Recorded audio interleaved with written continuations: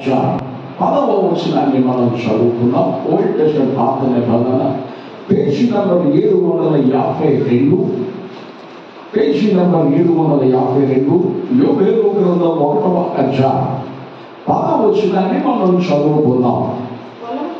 పొలము పాడైపోయెను, భూమి అంగలార్చుచున్నది, ధాన్యము నశించెను, కొత్త ద్రాక్షారసము లేకపోయెను, తైల వృక్షములు వాడిపోయెను. అందరి మాటతో పలకండి. పొలము పాడైపోయెను, భూమి అంగలార్చుచున్నది, ధాన్యము నశించెను, కొత్త ద్రాక్షారసము లేకపోయెను, తైల వృక్షములు వాడిపోయెను. మరొకసారి పొలము పాడైపోయేది. దేవుని వాక్యాన్ని కొన్ని నిమిషాలు మనం ధ్యానించాలి. యోబేలు గ్రంథం 1వ అధ్యాయం 10వ వచనంలో యోబేలు ప్రవక్త మాట్లాడుతూ ఉన్నాడు. పొలము పాడైపోయి ఏమైపోయిందట? చెప్పాలి గట్టి. పొలము పాడైపోయింది. ఇక్కడ పొలము అని అంటే సంఘము అన్నారు. ఏమిటండి? చెప్పాలి. పొలము అని అంటే సంఘము అన్నారు. యోబేలు ప్రవక్త ప్రవచిస్తున్నాడు. సంఘము పాడైపోయింది. సంఘం ఏమైపోయిందండి? నేను ఎప్పుడూ చెబుతాను, లోకంలో నుండి సంఘం వచ్చింది. ఈరోజు సంఘంలోనికి లోకం వచ్చేసింది. సంఘంలోకి వచ్చేసింది, లోకం వచ్చేసింది. ఏమి దేవుడు చేయొద్దన్నాడో, ఏమి దేవుడు చూడొద్దన్నాడో, వేటి వైపు తిరగొద్దన్నాడో వాటిని చూస్తూ, వాటిని చేస్తూ, వాటిలోనే మనుషుని యొక్క మనుగడను కొనసాగిస్తా ఉన్నాడు. అందుకే సంఘము పాడైపోయింది. సంఘం ఏమైపోయిందంటే చెప్పాలి. దేవుని సంఘం ఎప్పుడైతే పాడైపోతుందో మన కుటుంబాల్లో పాడైపోతాయి. వాక్యంలో రాయబడింది ఆది కాండంలో, భూమి మీద సమస్త శరీరులు తమ మార్గములను చెరిపివేసుకుని దేవుని సన్నిధిని పాడు చేశారు. దేవుని సన్నిధిని ఏం చేశారు? పాడు చేసుకున్నారు. ఎప్పుడైతే దేవుని సన్నిధి పాడైపోయిందో కుటుంబాలు పాడైపోయాయి, జీవితాలు పాడైపోయాయి, భవిష్యత్తులు పాడైపోయాయి, పిల్లల భవిష్యత్తులు అంధకారమైపోయాయి. అది బైబిల్ సెలవిస్తుంది. పొలములు పాడైపోయి, సంఘం పాడైపోయింది. అసలు సంఘం పాడైపోవడానికి కారణం ఏమిటి? ఈ సంఘం పాడైపోవడం ద్వారా దేవుని బిడ్డలకు ఏమి నిలిచిపోయాయి? అసలు దేవుని మందులు ఏముండేవి అంటే ఆ మాట మనం చదువుకున్నాం. ఇదే యోబేలు గ్రంథం 1వ అధ్యాయం. యోబేలు గ్రంథం 1వ అధ్యాయము 16వ వచనం మనం చదువుకుందాం. మనము చూచుచుండగా మన దేవుని మందిరములో ఇక సంతోషమును ఉత్సవమును నిలిచిపోయేను, మన ఆహారము నాశనమాయను. బాగా ఆలోచించండి. మనం చూస్తూనే ఉన్నాం. మీరు చూస్తున్నారు రకరకాల పరిస్థితులు, యుద్ధాలు, భూకంపాలు. నేనేదో వార్తలు చదివాను. నేను ఒకేసారి పెట్రోల్ కాల్చేసరికి 600 మందిని 600 మంది ఒకేసారి చంపేశారట. అందులో స్త్రీలు, పిల్లలే ఎక్కువ అట. దేవుని బిడ్డలారా, ఇవన్నీ యుద్ధాలు, భూకంపాలు, జలప్రళయాలు ఇవన్నీ నోవహు దినాలు ఎట్లా జరిగిందో అట్లా జరుగుతున్నాయి. ఇల్లు కట్టుకుంటూనే ఉన్నారు, పెళ్లి చేసుకుంటూనే ఉన్నారు, బహుమానాలు పంపించుకుంటూనే ఉన్నారు, జరిగే విపత్తులు జరుగుతున్నాయి. అన్ని దేవుని రాకడ సూచనకు సంబంధం. ఇవన్నీ దేవుని రాకడకు సూచనలే. అందుకే దేవుని బిడ్డలారా, బైబిల్ సెలవిస్తుంది, సంఘములోనికి లోపం వచ్చేసింది, సంఘం పాడైపోయింది.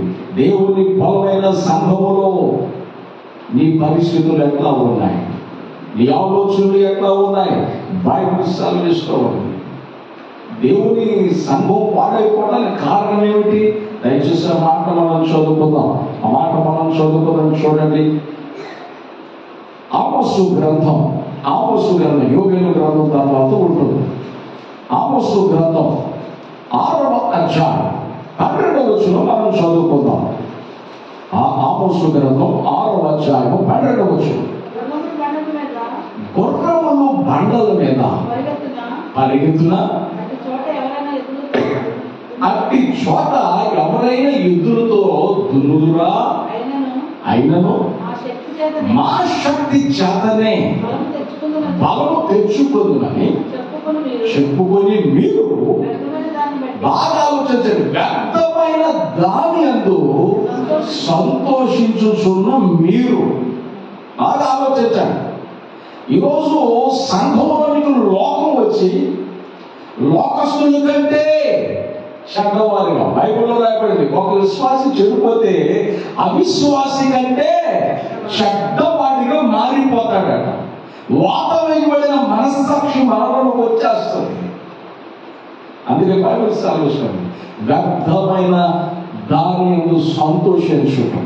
త్రాగొద్దు, జోగం ఆడొద్దు, వ్యభిచరించొద్దు అని అంటే మనుషుడు దాని వైపే పరిగెడుతున్నాడు. ఒక ఆయన అంటాడు, నేను జోగం ఆడలేదు, రక్షణ పొందడే అంచర్చి పెట్టా, రక్షణ పొందినాయి. నేను జోగం ఆడలేదు, నేను జోగం ఆడేవాళ్ళ దగ్గరికి వెళ్ళి సలహా ఇస్తున్నాడట. ఏం చేస్తున్నాడట చెప్పాలి. జోగం ఆడలేదు, ఏం చేస్తున్నాడట చెప్పాలి. సలహా ఇస్తున్నాడట. ఏదైతే బైబిల్ ఏం చెప్తుంది? దుష్టుల ఆలోచన చొప్పున పాపుల మార్గం నిలువక అపహాసకులు కూర్చుంటూ స్థలము బైబిల్ చెప్తుంది. కానీ మనోడు ఎక్కడికి వెళ్తున్నాడు? రక్షణ పొందిన వాడే, మారు మనసు పొందిన వాడే, బాప్తిస్మము తీసుకున్న వాడే, మందుల్లో కొనసాగిన వాడే. కానీ మనోడు సహవాసాలు ఎక్కడ? మనోడు అలవాట్లు ఏమిటి? దేవుని బిడ్డలారా, వ్యర్థమైన దాని యందు సంతోషం. లోకంలో ఎన్నో సంతోషాలు ఉన్నాయి. అవన్నీ తాత్కాలికమైన సంతోషం. కానీ యేసులో ఉన్న సంతోషం ఎవరు అపహరించలేడు. పౌలు అంటాడు, ప్రభువునందు మీరు ఆనందించండి. ప్రభువుని బట్టి ఎంత ఆనందించాలో పౌలుకి తెలుసు. అతడు వేద స్థితిలో ఉండటం తెలుసు, ఉన్నత స్థితిలో కూడా ఉండటం అతనికి తెలుసు. అన్ని కలిగి ఉండటం తెలుసు, అన్ని పోగొట్టుకోవడం తెలుసు. అతను ఒకసారి ప్రయాణం చేస్తుంటే దొంగలు ఆ పాస్టర్ గారి పౌలు గారి మీద బట్టి అన్ని ఉన్నాయన్ని దోచుకున్నారట. దానిని బట్టి కృంగిపోలేదు, చీకు చింత పెట్టుకోదా, దేవుడిని స్తుతించాడట. స్తోత్రం చెప్పాలి. మన గన్నవరం సంఘంలో ఒక తల్లి నాకు సాక్ష్యం చెప్పింది. పాస్టర్ గారు దాదాపు 3-4 లక్షల రూపాయల బంగారం దొంగలు ఎత్తుకుపోయాడట. ఆ రోజు దాంట్లో ఉన్నాం, అత్తమామ ఉన్నారట ఇంట్లో. వాళ్ళిద్దరిని పెట్టి ఉన్నారులే అని చెప్పేసి వాళ్ళ ఊరు వెళ్ళారట. మరి తెలిసిన వాళ్ళు చేశారో తెలియని వాళ్ళు చేశారో తెలియదు, కానీ బంగారం అంతా దోచుకుపోయారు. మరలా కూడబెట్టుకోవడానికి ఎంత కష్టపడాలి పాస్టర్ గారు. దేవుని బిడ్డలారా, మీరు ఆలోచించిన బైబిల్ ఆలోచన. వ్యర్థమైన సంతోషాలు, వ్యర్థమైన ఆలోచనలు, దుష్టకరమైనటువంటి స్థితులను బట్టి మనుషులు ఆనందిస్తారు. 24వ కీర్తన 4వ చరణంలో రాయబడింది. బైబిల్ ఏం చెప్తుంది అని అంటే, వీళ్ళు వ్యర్థమైన దానిలో సంతోషిస్తుంటే బైబిల్ ఏం చెప్తుంది? 24వ కీర్తన 4వ చరణంలో వ్యర్థమైన దాని యందు మనసు పెట్టక. స్తోత్రం చెప్పండి. ఏమండి, దేని మీద మనసు పెట్టదు అంటాడు దేవుడు? చెప్పాలి గట్టిగా. వ్యర్థమైన దాని మీద మనసు పెట్టద్దు. 4వ కీర్తన 2వ చరణంలో మనం చూద్దాం. నవ్వులారా, ఎంతకాలం నా గౌరవం అవమానంగా మారుస్తారు, ఎంతకాలం అబద్ధమైన దాన్ని ప్రేమిస్తారు, వెతుకుతారు, నా నామమును వ్యర్థంగా ఆరాధిస్తారు. నువ్వు వ్యర్థంగా దేవుణ్ణి ఆరాధిస్తున్నావు అని అంటే దేవుడు నీకు తెలియదు. దానియేలు గ్రంథంలో రాయబడింది, తమ దేవుని ఎరుగువారు బలము కలిగి గొప్ప కార్యాలు చేస్తారు. స్తోత్రం చెప్పండి. హల్లెలూయా. తమ దేవుని ఎరుగువారు బలము కలిగి ఏం చేస్తారట? గొప్ప కార్యాలు. తమ దేవుని ఎరిగిన షడ్రకు మేషాకు అగ్ని బలను చల్లార్చారు. తమ దేవుని ఎరిగిన దానియేలు సింహాలను మూర్చారు. తమ దేవుని ఎరిగినటువంటి గిద్యోను 100 మందిని తీసుకువెళ్ళి 1000 మందిని శత్రువుని హతం చేయగలిగాడు. స్తోత్రం. తమ దేవుని ఎరిగిన సమయంలో ఉన్నంత కాలం ఫిలిష్తీయులకు చుచ్చు పడిపోయింది. అంత భయం. తమ దేవుని ఎరిగిన వారు దేవుని శక్తిని రుజువు చేస్తూ వచ్చారు.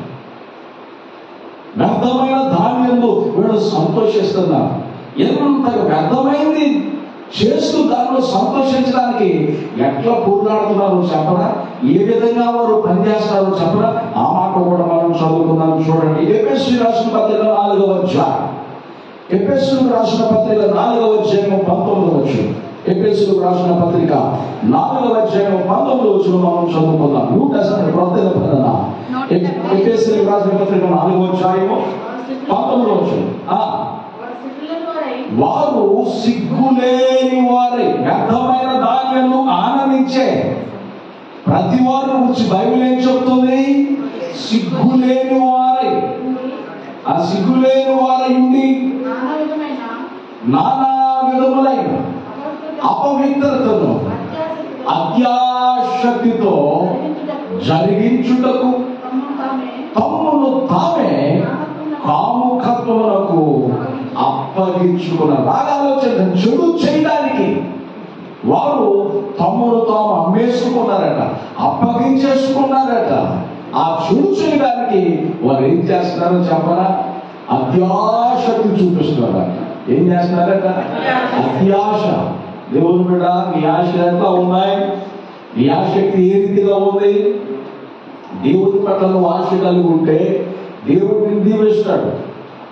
దేవుడి పట్ల ఆసక్తి కలుగుంటే ఆ శక్తితో ఏలియా ప్రార్థన చేసినప్పుడు భూమి ఫలించిందట. ఆకాశం వర్షం ఇచ్చిందట, భూమి ఫలించిందట, భూమి ఫలం ఇచ్చిందని బైబిల్ సెలవిస్తుంది. స్తోత్రం చెప్పండి. హల్లెలూయా. వ్యర్థమైన దానిని మనుషుడు ఆనందించడానికి ఈ రకంగా ప్రవర్తిస్తున్నాడు. అత్యాశక్తితో అపవిత్రత జరిగిస్తున్నాడట. సిగ్గులేని జీవితం. ఏ జీవితం అండి? చెప్పాలి గట్టిగా. సిగ్గులేని జీవితం ఎంత బాధకరం. మీరు ఆలోచించాలి. వారు ఈ రీతిగా ఉంటూ ఈ సిగ్గులేని బ్రతుకుతూ చివరికి దేవుని బిడ్డలైన వీళ్ళు ఏ రీతిగా ఉన్నారంటే అపవిత్రతను జరిగించడానికి, కాముకత్వానికి అప్పగించుకుని అత్యాశతో జరిగిస్తూ చివరికి ఏ రకంగా మారిపోయాయి అంటే ఆ మాట కూడా మనం చదువుదాం. ఆమోసు గ్రంథం 6వ అధ్యాయం. ఆమోసు గ్రంథం 6వ అధ్యాయము 13వ వచనం చదువుకుందాం. 13వ వచనం. ఆమోసు గ్రంథం 6వ అధ్యాయం 13వ వచనం మనం చదువుకుందాం.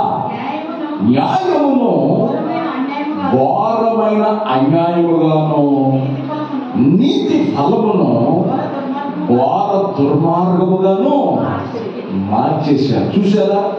ఒక విశ్వాసి చెడితే అవిశ్వాసం కన్నా చెడ్డవాడిగా మారిపోయాడు.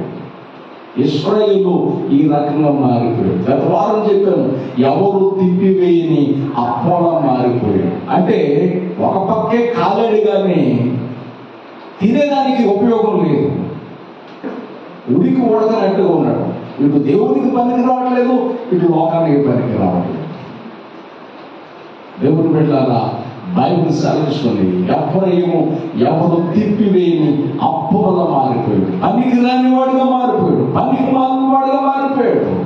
వ్యర్థమైన దాన్ని సంతోషిస్తున్నాడు. కానీ అట్లా సంతోషిస్తూ దేవుడు చేయొద్దని అత్యాశక్తితో చేసుకుపోతూ చివరికి ఎట్లా మారిపోయాడంటే ఘోరమైన దుష్టుడిగా, న్యాయాన్ని అన్యాయంగా మార్చేశాడు. నీతి ఫలమును ఘోర దుష్టకరంగా మార్చివేశాడు.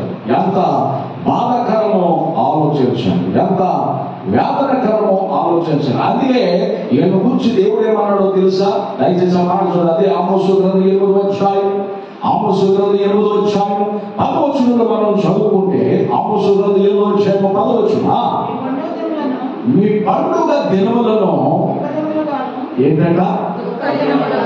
మీ పండుగ దినములను దుఃఖ దినములుగాను, మీ పాటలను ప్రలాపములుగా మార్చుడు. స్తోత్రం చెప్పండి.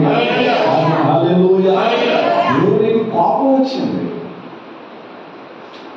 మన పరిస్థితులు మార్చుకోకుండా, దేవునికి లోబడకుండా, దేవునికి మనల్ని మనం అనుకూలపరచుకోకుండా వెళితే మన పరిస్థితులు ఎట్లా ఉంటాయి? పండుగ రోజు ఎవరైనా ఏడుస్తారండి? చెప్పండి ఒక మాట చెప్పాలి. పండుగ రోజు ఎవరైనా ఏడుస్తారు? కానీ దేవుడు అన్నాడు, మీ పండగ దినములు ఏం చేస్తాను? దుఃఖంగా మార్చేస్తాను. మీ పాటలు ఆనందం. మీరు ఎవరికైనా సంతోషం కలిగిన వాడు పాటలు పాడాలని బైబిల్ సెలవిస్తుంది. మీ పాటలను ప్రలాపములుగా మార్చేస్తాను. ఏం చేస్తాడట? అందరూ చెప్పాలి. అంతేకాదు దేవుడు అంటూ ఉన్నాడు, ఆ మాట కూడా మనం చదువుకుందాం. ఆమోసు గ్రంథం 9వ అధ్యాయం 4వ వచనం మనం చదువుకుందాం. చదవండి చదవండి.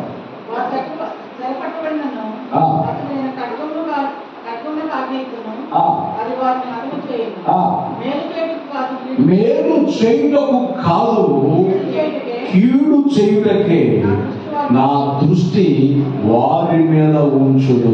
స్తోత్రం చెప్పండి. హల్లెలూయా. న్యాయాన్ని అన్యాయంగా మారిస్తే, నీతి ఫలాన్ని ఘోర దుష్టంగా మారిస్తే దేవుడు సహించడు. ఎవరైనా దేవునికి అనుకూలంగా ఉన్నంత వరకే. దేవుని చిత్తాన్ని దాటి వెళితే దేవుడట కఠిన దృష్టి నిలుపుతాడట. మేలు చేయడానికి కాదు, కీడు చేయడం కొరకే. ఇశ్రాయేలుకి కఠిన దృష్టి నిలబడి ఇశ్రాయేలు మీద, ఇశ్రాయేలు మేలు చేయడం నాకు చేతనవును, ఎన్నిసార్లు గద్దించను లోబడనని ప్రతి వ్యక్తికి ఇదే వాని మీద కఠిన దృష్టి నిలుపుతాం. ఏమి నిలుపుతాడట? చెప్పాలి గట్టిగా.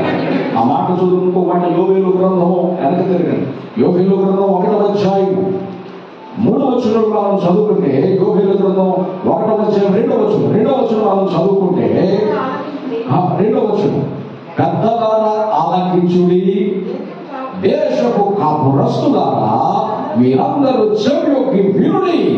ఇలాంటి సంగతి మీ దినములలో గాని మీ పితరుల దినములలో గాని జరిగినదా? దేవుడు కఠిన దృష్టి నిలిపాడు. మేలు చేయడానికి అది కీడు చేయడం కొరకు ఏం నిలిపాడట? కఠిన దృష్టి. మరి ఆ కఠిన దృష్టి నుంచి దేవుడు మళ్ళుకొని మన తరపున తిరిగి ఆయన జాలి పడాలి అనంటే, మళ్ళా మనం జరగవలసిన మేలు జరగాలంటే, మన పండగ దినాలు దుఃఖముగా మారకుండా సంతోషంగా కొనసాగాలంటే, మానవ మనుగడ ఆశీర్వాదకరంగా ఉండాలి అనంటే మనం ఏం చేయాలో చెప్పనా? బైబిల్ సెలవిస్తున్న మాట మనం చదువుకున్నాం. ఆ మాట మనం చదువుకున్నాం. జకర్యా గ్రంథం 1వ అధ్యాయం, జకర్యా గ్రంథం 1వ అధ్యాయం, జకర్యా గ్రంథం 1వ అధ్యాయం, జకర్యా గ్రంథము 1వ అధ్యాయం 3వ వచనాన్ని మనం చదువుకుందాం. కాబట్టి నీవు వారితో ఇట్లను, సైన్యములకు అధిపతి యెహోవా సెలవిచ్చినదేమనగా, మీరు నా తట్టు తిరిగిన ఎడల నేను మీ తట్టు తిరుగుదును. స్తోత్రం చెప్పండి. హల్లెలూయా.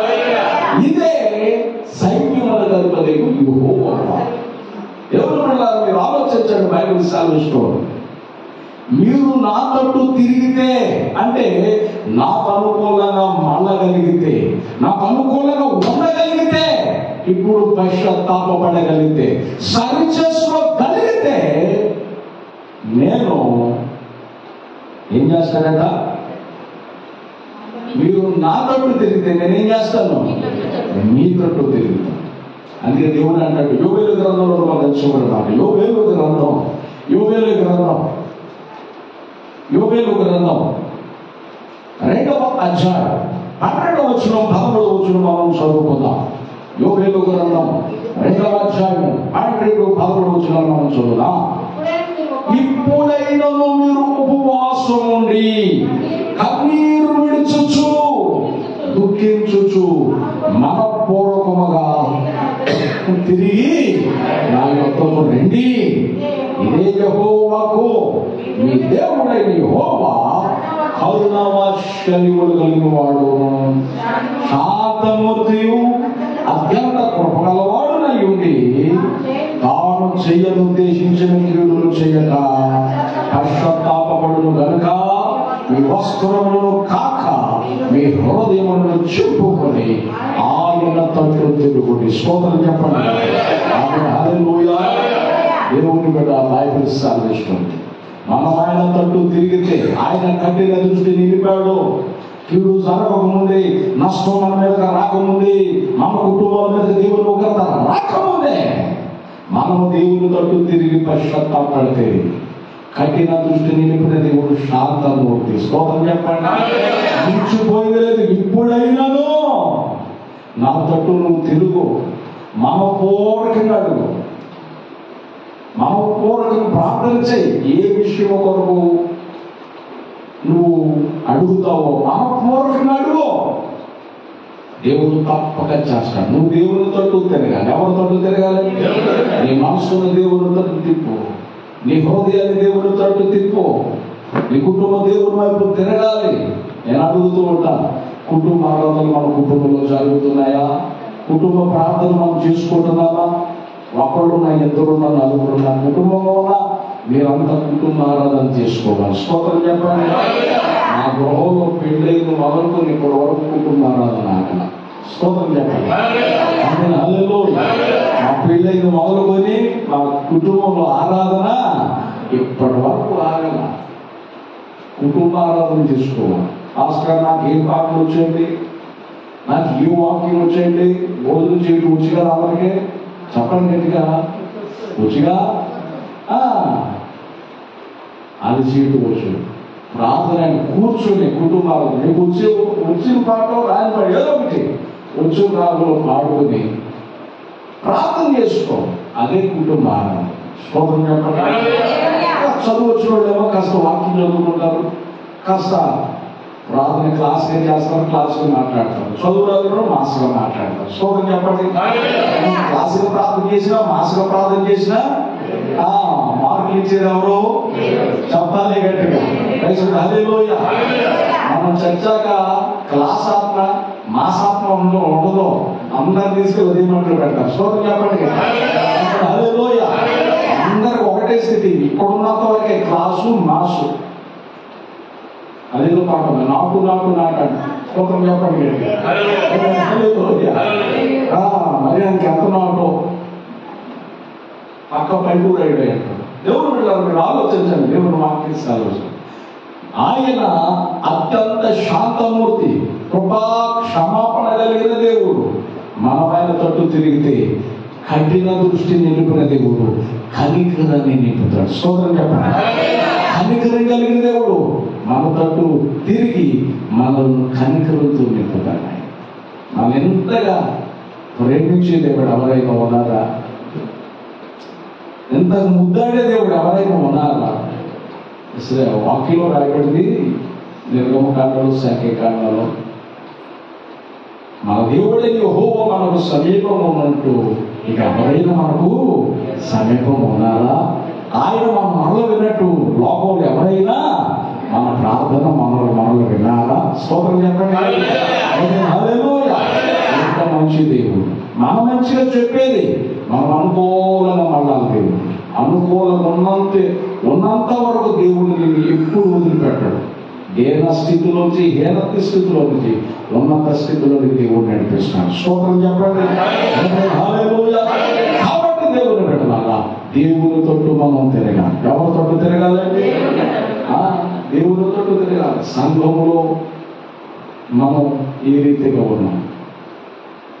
పొలములు పాడైపోయాయి. సంఘంలో నీ విధానం ఏమిటి? నీ పాత్ర ఏమిటి? నీ పాత్రలో ఫెయిల్ అయిపోయావా? నువ్వు చేయవలసిన దానిలో ఫెయిల్ అయిపోయావా? దేవుడు అడుగుతూ ఉన్నాడు. పొలము పాడైపోయి నువ్వెట్లా ఉన్నావు దేవుని సంఘంలో? నీ పాత్ర ఏమిటి?